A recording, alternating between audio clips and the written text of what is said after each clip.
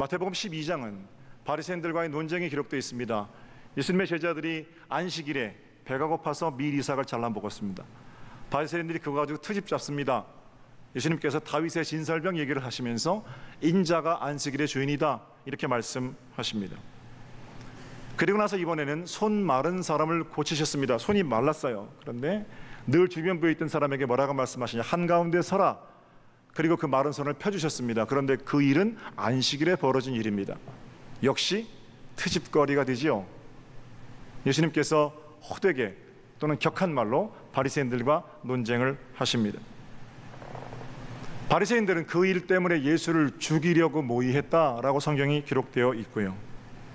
귀신을 내어 쫓았습니다. 그랬더니 예수님한테 뭐라고 되씹으시우냐면 귀신 들려서 귀신 내쫓는다 이렇게 예수를 공격합니다. 어떤 표적이라도 행하게만 해봐라, 걸리기만 하면 너는 끝장이다. 이게 예수에 대한 그 당시의 바리새인들의 자세였습니다. 아주 생떼를 쓰는 거죠. 그렇게 예수님과 바리새인들이 각을 세우고 있는 자리입니다. 예수님 참 외롭게 싸움을 이어가고 있는 적들과의 대립 상황이라는 겁니다. 그런데 예수님 가족들이 나왔습니다. 그리고 무슨 말 하려고 했다라는 거예요. 무슨 말 하려고 했겠습니까? 제 질문을 좀 바꿔볼게요. 그렇게 가족들하고 대립하고 있는, 그렇게 바리새인들하고 대립하고 있는 상황에서 가족이라면 무슨 말을 해야 하겠습니까? 가족이라면 외로이 그 싸움을 벌이는 상황에서 다른 사람은 아들 너 다 못 믿어도 엄마는 너 믿어, 이게 가족이죠.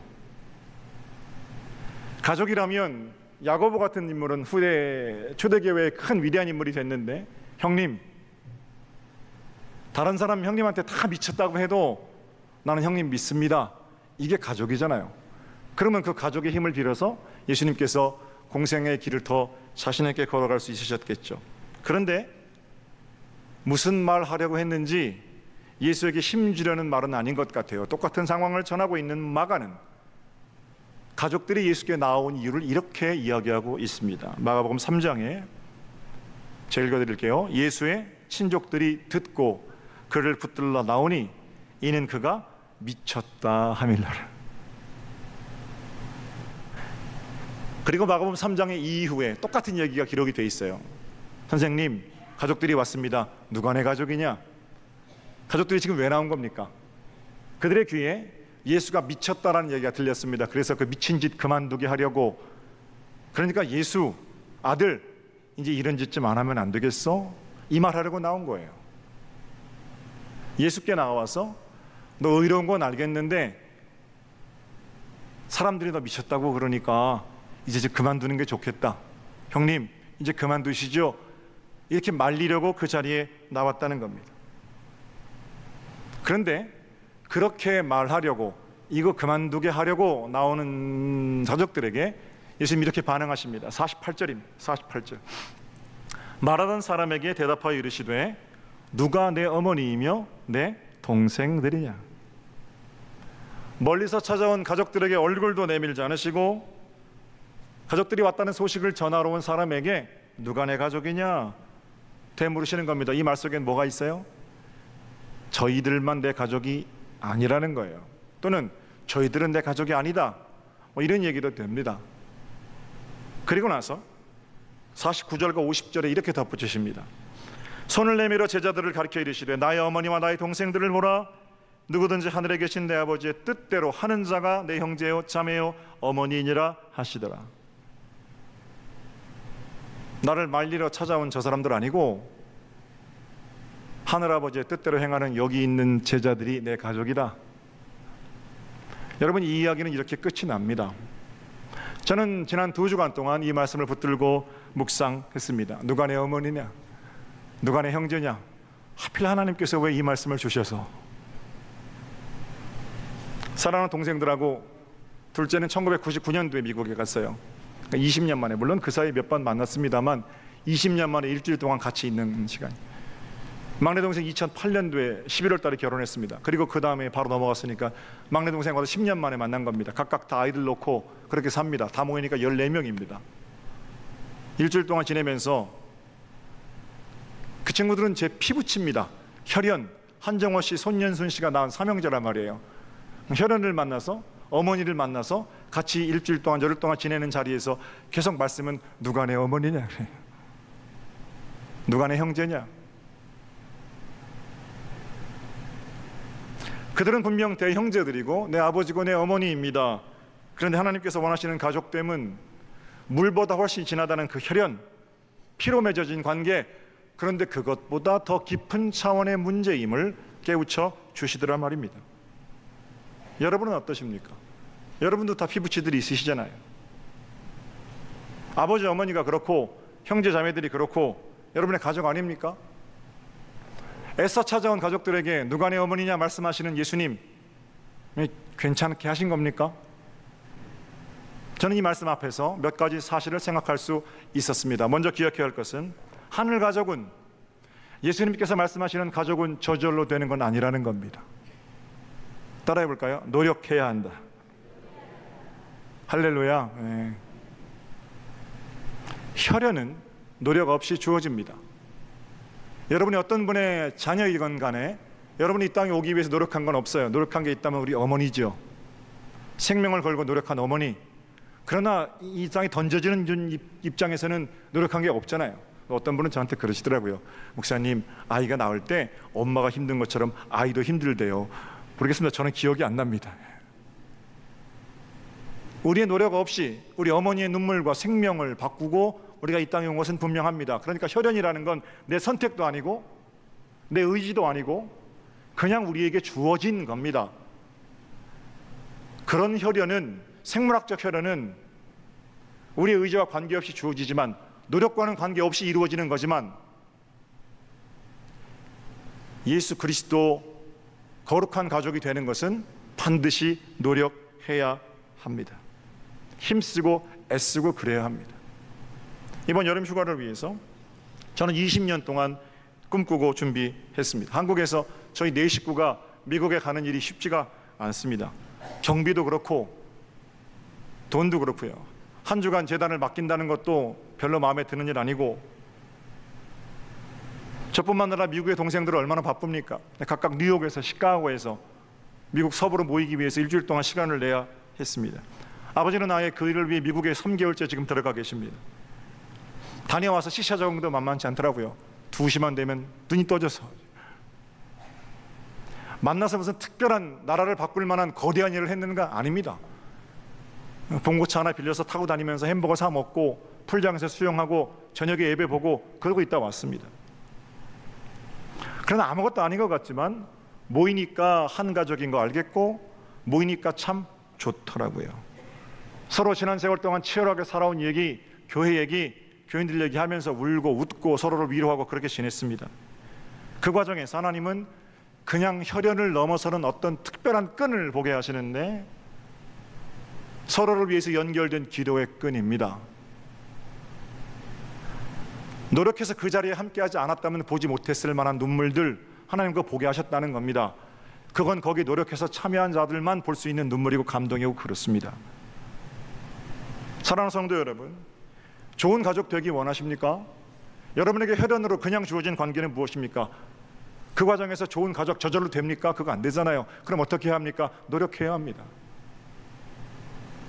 아버지니까 이런 대접을 받아야 한다라고 생각하는 동안 좋은 가족 되기는 요원한 일이 됩니다. 그냥 주어지는 권위가 있어요. 그냥 주어지는 자리가 있어요. 내가 아이를 낳으면 그냥 나는 아버지 되는 겁니다. 이 땅에 던져지면 그냥 나는 자녀 되는 겁니다. 마땅히 아버지로서, 자녀로서, 어머니로서 누려야 할 권위가 있습니다.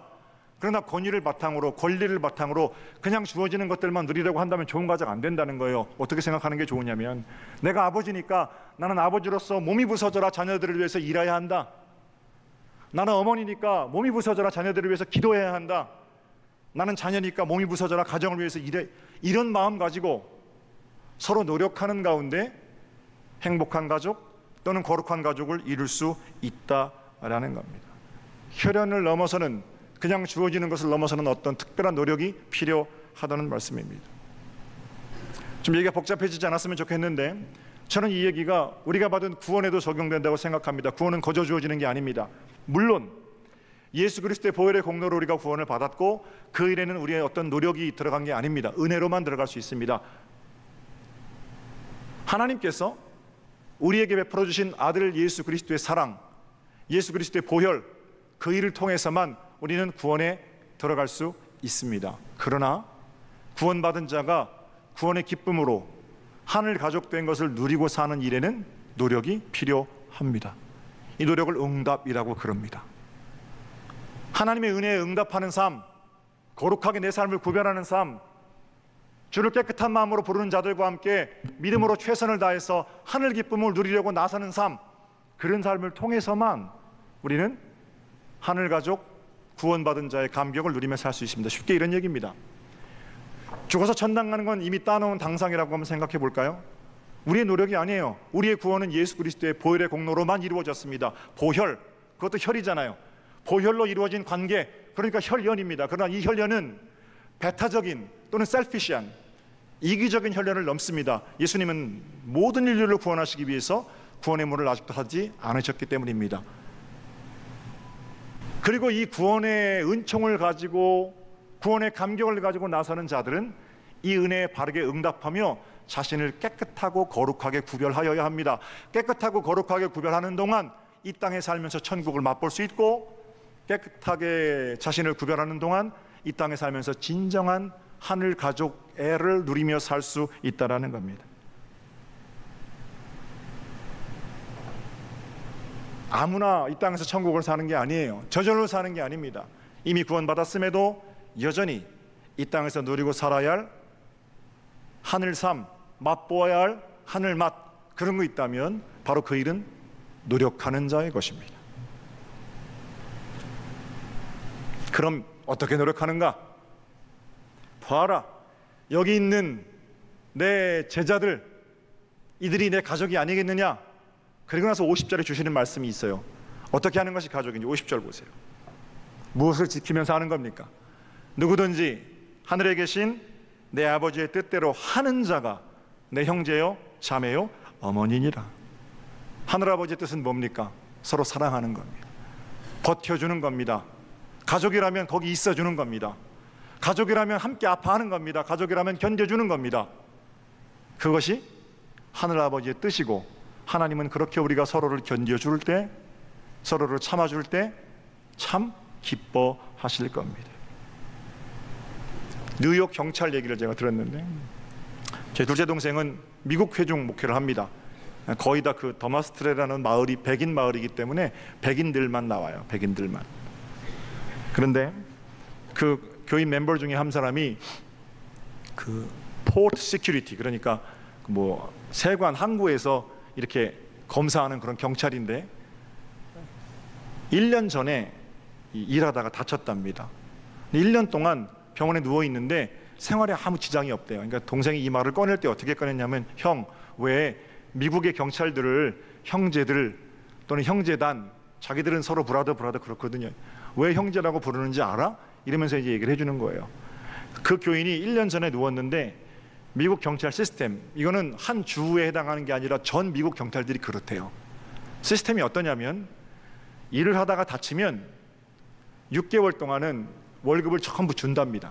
그리고 6개월 동안 기다리는 거예요. 그 사람이 돌아올 수 있도록. 6개월이 지났잖아요. 1년째 누워있는데 6개월이 지나면 받는 월급의 절반을 국가에서 줍니다.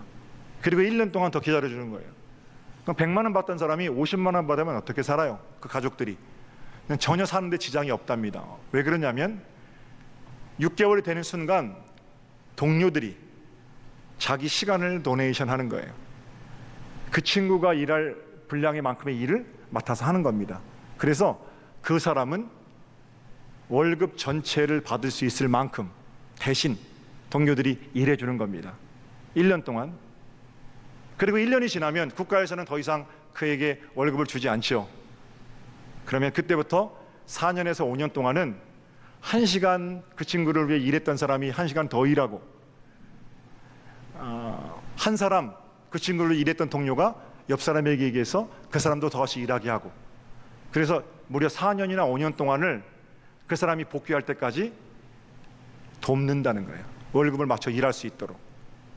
그럼 마지막에 이 얘기가 끝나면서, 그래서 미국의 경찰들을 형제들, 형제단, 이렇게 부르는 거예요. 형, 저한테 그래요. 여러분 어떠십니까? 누가 형제입니까?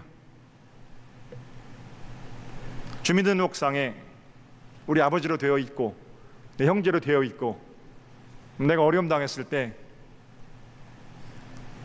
하나도 돌보지 않는데 그런 형제가 형제입니까?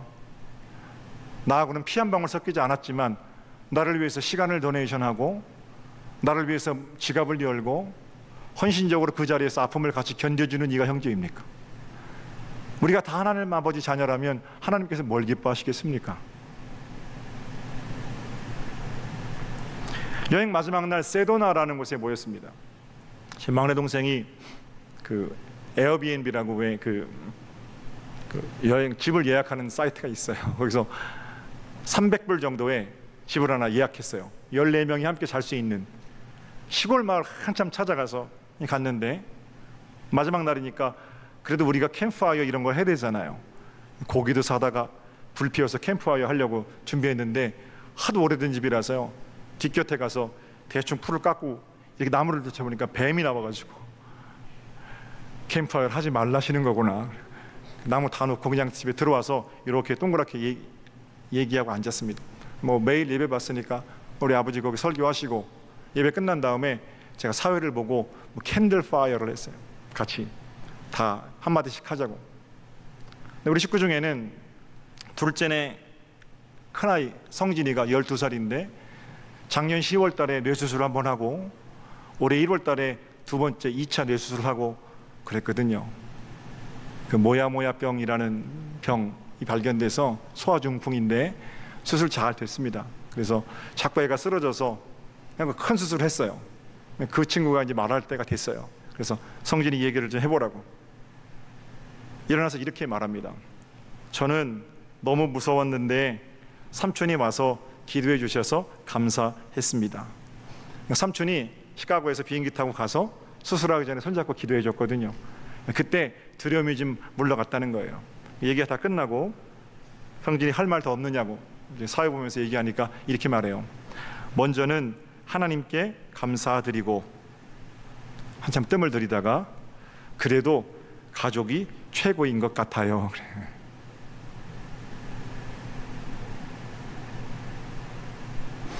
어려움 당할 때 왜 그랬어? 이렇게 하는 게 맞지 않잖아. 똑바로 살아. 이건 가족 아닌 사람도 얼마든지 할 수 있는 얘기예요. 가족은 차마 그렇게 입 대지 못하고 어려움 당하고 있는 이 옆에서 손잡고 함께 울어주는 게 그게 가족입니다.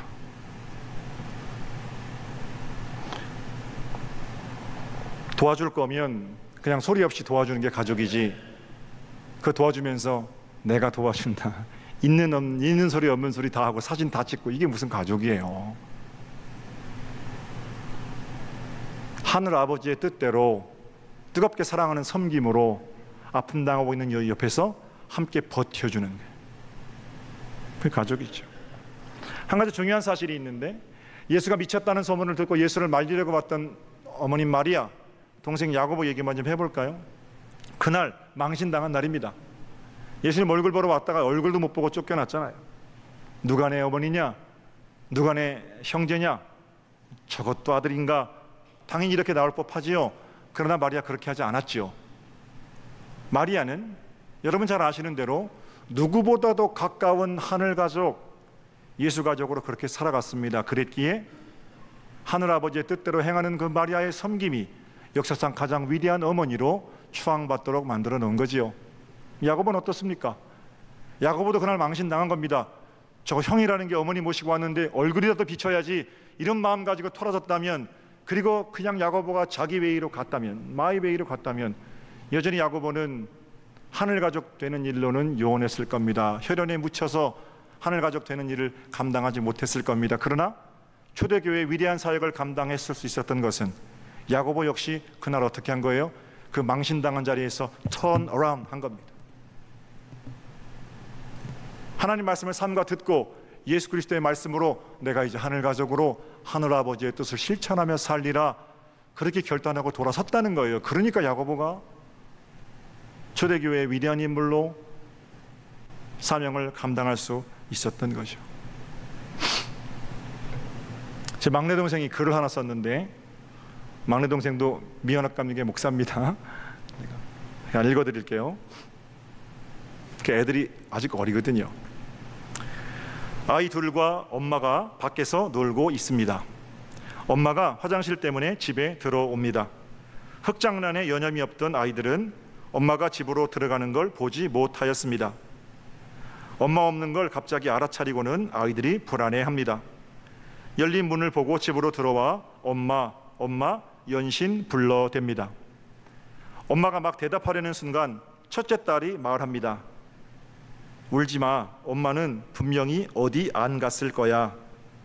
6살 딸의 대답이 기특해서 엄마는 잠시 그들의 이야기를 엿듣습니다. 누나, 우리가 엄마 찾으러 나갈까? 아니야. 우리가 없으면 엄마가 또 우리를 찾으러 갈지 몰라.